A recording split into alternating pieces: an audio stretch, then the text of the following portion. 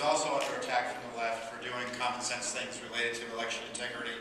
The Honorable Scott Gessler is currently the Secretary of State of Colorado.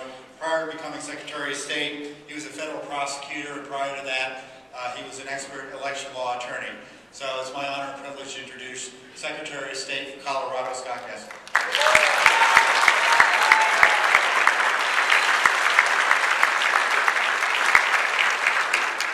Thank you very much. Let me start off by, of course, welcoming CPAC to the great state of Colorado. Some of us would say the greatest of states in Colorado. So I was elected back in November of 2010 and took office in January of 2011. And I think most people would agree that when it comes to elections, it should be easy to vote, but tough to cheat. And, I've focused on both efforts. But the tough to cheat tends to draw a little bit of controversy. And I think you're going to hear from some folks who have really great examples of the vulnerabilities and the problems we have throughout our country. But what I was really struck by after taking office is the level of anger and the level of intensity with which the left opposes efforts to make sure we've got clean and accurate voter rolls and honest elections. And I've thought a lot about that, to think about what drives them. And so I guess the topic here is what the left doesn't want you to know. That's hard to figure, that's hard to answer because they're just so obvious in their behavior. But I think one of the things that's going on is the people who oppose election integrity efforts, they frankly don't care about vote fraud. They really don't care about it. They may say they do, but they don't. And when you argue with them, or when the public debate, this is sort of how the public debate goes. The left will argue there is no vote fraud, there really isn't any vote fraud.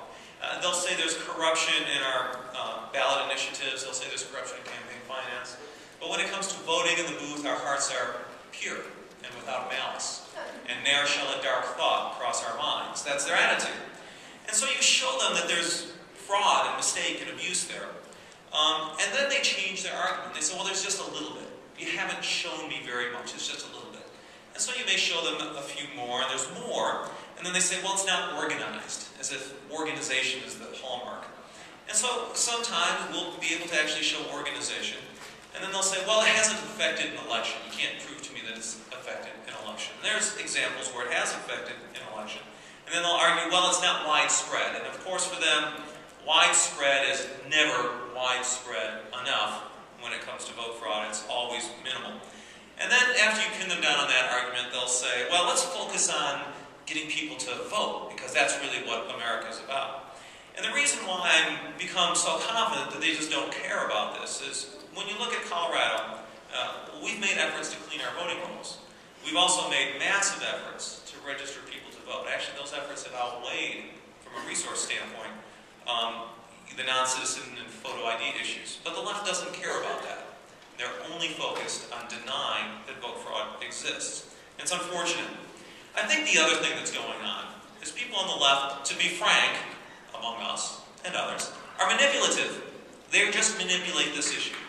And I think some people are very sincere when they deny vote fraud, or when they're misguided, but sincere. But I see two ways in which they really manipulate it. One is when it comes to illegally registering people to vote. Voter registration drives don't suffer the consequences. They'll go before people, for example, non-citizens. They don't care if they're non-citizens. They'll register them to vote. And if that non-citizen registers and then votes, they suffer serious consequences. Criminal prosecution, loss of the ability ever to become a citizen. But the voter registration drive doesn't suffer any of those consequences. So I think they're very happy to manipulate people into believing it's okay to ignore these laws. I think the other thing they're willing to do is manipulate people to demagogue an issue, to sort of try and rile up anger and use anger as a tool, and that's happened throughout our history. But to sort of manipulate people to get them angry against a make-believe enemy that doesn't exist in an effort to win votes, to demonize, frankly, people who are conservative and believe in limited government. This is the tool they use, and of course the ultimate card they play is the racism card. And they're more than willing to lie to do this. We've done some investigation into some voter registration drives. one person who was lying, telling people that they were no longer registered to vote. And when that person was confronted, they got very angry and they said, it doesn't matter what I say as long as I'm trying to register people to vote and get people mobilized. In other words, it's okay to demagogue an issue, this person thought, as long as their end is pure, the means justify the ends in that instance. And so we've seen that repeatedly. It's an unfortunate dynamic. I think the takeaway from all of this is the people who oppose election integrity on the left, they're never going to change their minds.